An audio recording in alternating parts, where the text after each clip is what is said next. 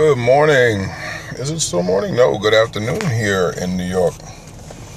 How we doing, guys? It's KL.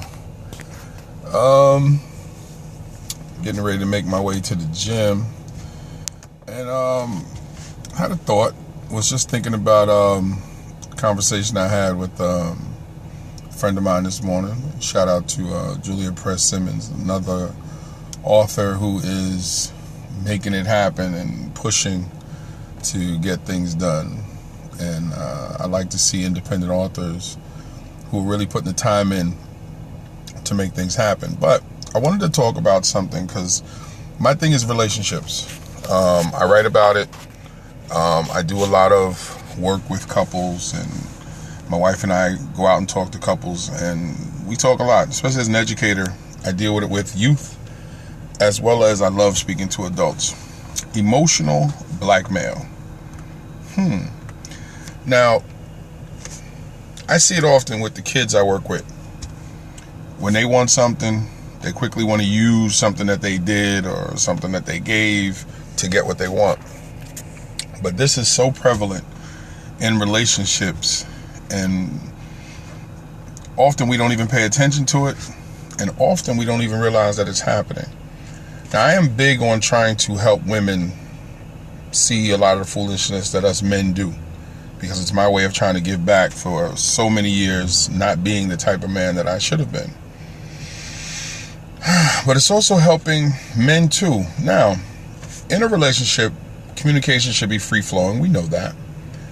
But you have to make sure that when you want something, you are not attempting to place your significant other in a position where they feel they have to give or do something back to hold your attention. And ladies and gentlemen, you have to make sure that whoever you're with, that they're not using some form of emotional trigger to make you feel uncomfortable or bad about something that they want. And I noticed that it can be siblings, it could be friends, it could be whatever. Like I said, your significant other, whoever it might be, where when they want something, they want it, and then when they can't have it, very subtly, they do things or say things that's going to trigger an emotional response in you to get you to give them what they want, or to feel bad about not doing for them or giving them what they want. And it's very subtle, and you have to pay attention to it. Thank you for the heart. Appreciate that. And you guys listening, feel free to please give me hearts. I'm learning that the hearts actually help with the message, so I definitely appreciate the hearts. And I appreciate who joined, and I missed that. I'm sorry. Definitely ask any questions. I love to interact. This is why we're here. And I noticed that when folks are suffering from certain esteem issues, they feel that they have to give in to what someone else wants. And so they go, well, I didn't want them mad at me. It's me. Hey, how we doing, love? How's everything, Nick? Great to see you. I noticed that I didn't want him angry at me. I didn't want her to yell at me. I didn't want her to get upset. I didn't want him to get upset. And he was just going to pout, or, he was going to take something away. Can't do it. It's not fair. And it's wrong. And you have to learn to stand on your no, or you have to stand on your platform of whatever it is that you were saying. Because if you continue to allow someone to manipulate you into giving them what they want and doing for them, you are losing so much of yourself. You are placing yourself so far behind that the only alternative is unhappiness. Because you cannot be happy trying to make someone else happy when you're not. I notice often on a lot of social media sites that people support a lot of other folks. There's nothing wrong with that. But you have to be careful that your blind support to someone else is not due to pressure being applied. You can be part of an organization. You can be at work. You can be a part of an online group. You can be a part of anything. Emotional blackmail will show itself The minute that you want to be opposite the group, opposite a person, and you have to pay attention to it. You have to pay attention if someone now brings up the past or brings up something that will make you feel uncomfortable, will mention something that you did with the purpose of getting you to give in, getting you to give up, or just feel bad. Emotional blackmail is very difficult. And some people will just, I let it happen because I just didn't want to get into it with them. I didn't say anything because I didn't want to cause a problem. I stayed quiet because I didn't want everyone in the group getting at me. And no. And you cannot allow anyone or group of people to put you in that position. As a Christian, I deal with it often with other Christians who attempt to apply emotional blackmail. And you sometimes have to stop and go, you understand what you're doing is not lined up with the very faith that we pledge allegiance to. And you have to then open up the Bible to show them. And some, even after reading it, will still hold on to what they were attempting to get from you. And like I said, I pay attention to children because in paying attention to children, it helps me to understand adults because I get to see where it started from. And you guys that's listening, please make sure you tap the screen to place some hearts. Also, if you want to share this message, slide up or down or left or right, depending on the phone that you have. And you can share with the other followers on your page, or you can share it on Twitter if you like. Feel free. And it is, like I said, I pay attention to children because in watching children, they're so demonstrative with it. It then lets me see it so I can then figure out how I can offer assistance when I'm working with adults. And when you're watching a couple and you're watching the dynamics of the couple, you can see which one has the stronger personality. But what you have to pay attention to is who's manipulating the situation, if there's manipulation going on. Because think about it, that's what blackmail is. Blackmail is, I want you to do or give, or I'm going to withhold something from you or something negative. There's no positive to blackmail. So when we're talking about emotional blackmail, it's a person clearly reaching inside your chest to trigger emotions that's going to force you. Now, how do we deal with that? One, stand your ground. Do not allow yourself to be pushed around. And I know that's easier said than done, but you have to practice to stand on your no. You said no. That no has to mean something. You stand it. Second is acknowledge what is attempting to be done to you. Why would you bring that up? Why would you say that?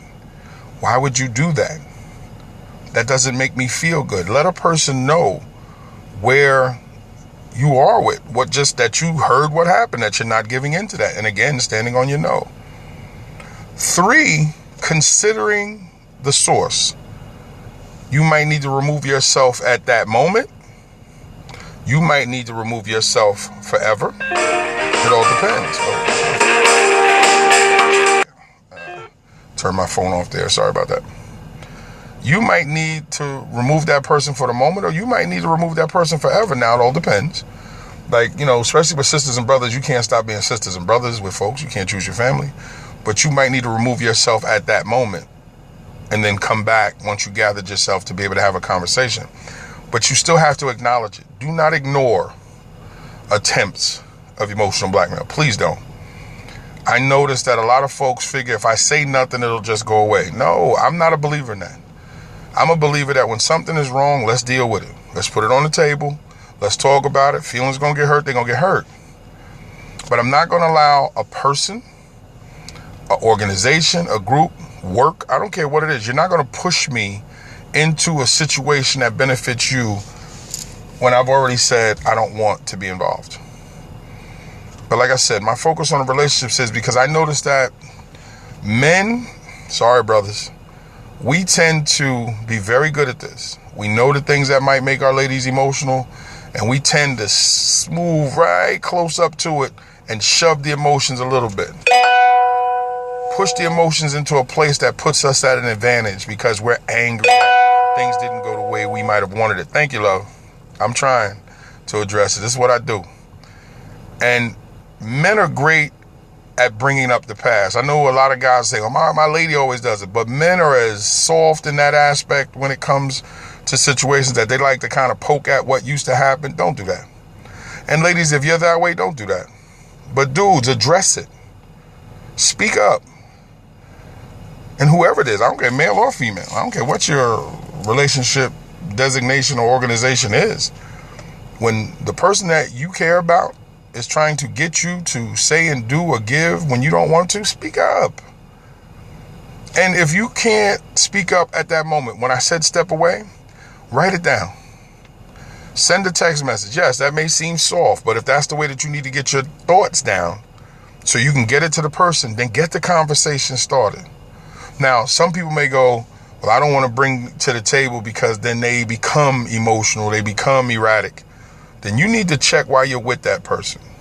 If you're with someone that you can't have a conversation about what's bothering you, then you need to take a moment and decide, why is this relationship in place in your life? I can't answer that. Only you know why you chose who you chose as a significant other. Now, family. Yes, with family, we don't choose our family, but we can choose how often we may be connected to them. If you got a family member that just can't see eye to eye and just can't understand the pressure that they're attempting to apply to you, then you might need to leave that family member alone and love them from a distance. Understand that you don't have to stop loving them, but you don't have to be connected to them, especially if what they're doing is bothering you. And as an author, one of the things that I attempt to do when I write books is to write real life situation scenarios or whatever. So in my book, From Gigolo to Jesus, where I put out all of my dirt about my past and what I was when I was a misogynistic whore of a man, was that I searched for women that allowed me to victimize them. I knew what to look for. I knew what to say. And emotional blackmail was one of my first weapons. It was so easy to manipulate a situation where the woman felt so uncomfortable about herself that I seemed to be the answer to whatever. So she let me do whatever I wanted to do. I became the knight in shining armor if I needed to be. I became the protector. I became all those things. You know, and I wrote about it. You become a chameleon by simply listening, paying attention, and then slowly morphing into whatever they need while constantly manipulating a situation. Now I work to reverse that. Now I work to protect women from that. And one of the ways that you do that is listen to what's being said to you.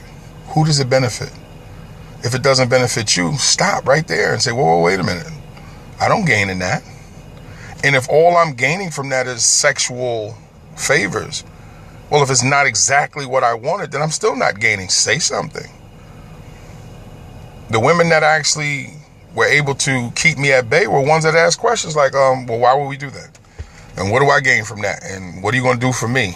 Automatically, I knew I was in for a fight. And like most cowards, I go on about my business. And yes, I was a coward because you can't be anything else when you mistreat women for your own personal gain.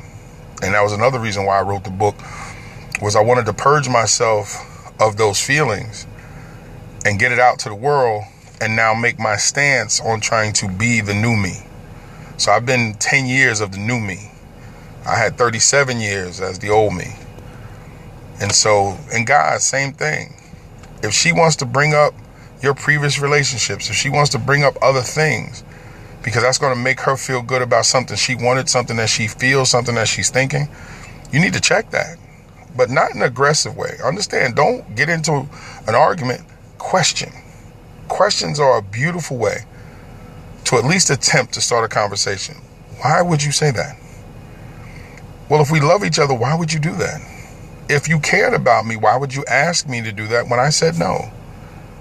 Doesn't the relationship mean more to you than whatever? And the questions will start to either cause them to back away, or you now will start to uncover who you're really dealing with. And as I did the other scope, I think my last scope was dating through seasons. You need to see what a person is through the different seasons to understand who you're with. But questions is a fantastic way. I see we got some folks on. Make sure you guys are hitting the hearts there. Get some hearts that I know that you're listening to me. I see we got a few people on. I definitely appreciate it. And if you have any questions, feel free to ask your questions. I would love to assist in any way possible or answer any questions that you might have, because this is interactive. This is real time right here. So feel free to give any hearts that you like to give. And again, share this with anybody that you believe needs it, because we have to be in the business of helping each other. I know I am. I really am. I get up each day and I want to try to help somebody with the things that I have at my disposal, whether it's Periscope, Facebook, what I put out on Twitter, just what I put out in the world, the books that I create. Oh, thank you, some hearts. That's what I'm talking about. Yes, appreciate it. With the books that I create, the book that I'm working on now, Lukewarm Saint. It's about a guy who manipulation was his thing, but he's torn between how he feels. He knows that being with different women is wrong, but he's enjoying himself. But he has a mother and grandmother that's explaining to him, you can't live like this. It destroyed your father and your grandfather. He's got one friend who is a womanizer who's like, man, bed down as many women as you can. He has another friend that is connected to the church, who's happily married, who used to have a wayward life, who's telling him, man, you need to change. And here he is stuck in the middle. So everyone is pulling and trying to get the main character, Kevin, to make some type of decision. He's stuck until something happens. You have to read the book. It's called Lukewarm Saint. And lukewarm, like any of my church folks know, God doesn't want you lukewarm. God wants you either all in for him or going about your business. Don't play church. Don't have one foot in the church and one foot in the world doing whatever. God doesn't like that. So that's why I came up with the term lukewarm saint, because that's actually what he is. He's lukewarm. He understands that some things are wrong, but yet he still continues to do them, like a lot of us. And so back to what I was saying about the emotional blackmail, that's what goes on a regular. We have people in our lives that we know push us when they don't get what they want, push us when they want what they want. So I'm asking you, why do you allow it? Why don't you say anything? And when you do say things, what happens? I'd like to talk about that too. These are the things that we have to find a way to help each other. So again, I'm going to get ready to jump off. I wanted to come on today and discuss this. I'm going to, I'll be on later, because I know someone reached out to me today and yesterday and said, when am I going to have the conversation about the church? And it's not so much about the church. I just want to have a conversation about the application of the faith. And are we actually reaching folks to teach them how to apply what they're learning, and if they're learning anything in church? Sadly, some folks are sitting there every Saturday and Sunday and getting nothing to hold the rest of the week. And I want to discuss that. But I hope that you take today to consider the message of today, emotional blackmail. If you are a person who is practicing the use of emotional blackmail, please reconsider. Please do not use manipulation as a form of getting what you want. It is destructive. It is cruel. You shouldn't have to use anybody. Find a way to get it on your own, or find a way to allow someone to assist you. Don't manipulate someone into getting what you want. And if you're a person that people around you are using emotional blackmail to get what they want, well, as I said, you need to really stop and consider why you're allowing it to happen. Why do you have these people in your life? What is it that you're allowing to go on? Why are you allowing it to go on? And what can you do to change it? Well, I mentioned some things, but if you need some assistance, feel free to reach out. KL Belvin. Actually, my email is mainoffice@bravenpublishing.com. That's main office at BRAVIN Publishing, bravenpublishing.com. I'm on Facebook. I'm on Google Plus. Just look up KL Belvin. Actually, I'm everywhere. I'm on Twitter, KL Belvin. I'm on Facebook, KL Belvin. Google Plus, KL Belvin. I'm here on Periscope, KL Belvin. But definitely feel free to reach out. Main office at bravenpublishing.com. My website is www.bravenpublishing.com. I am an independent publisher who puts out his own material. I am working on a new fictional book, but I'm also doing some non-fictional stuff on relationships because I want to take these same messages that we're having on Periscope, but actually put them in book form to be able to help individuals when they sit down and read, because not everybody is on Periscope and not everybody is getting the message. So I'm working on, again, publishing the content to be able to help individuals out.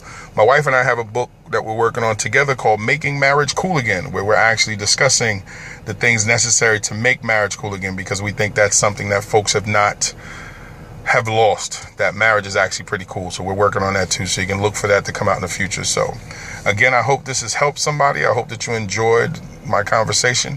Feel free to share this. Remember, just scroll down, just lift it up or down or left to right, whichever device that you have, and then just simply share on Twitter or share with the other people on your page. And if you're watching this on replay, appreciate it. Remember that you can share it with folks so they can come back to replay it.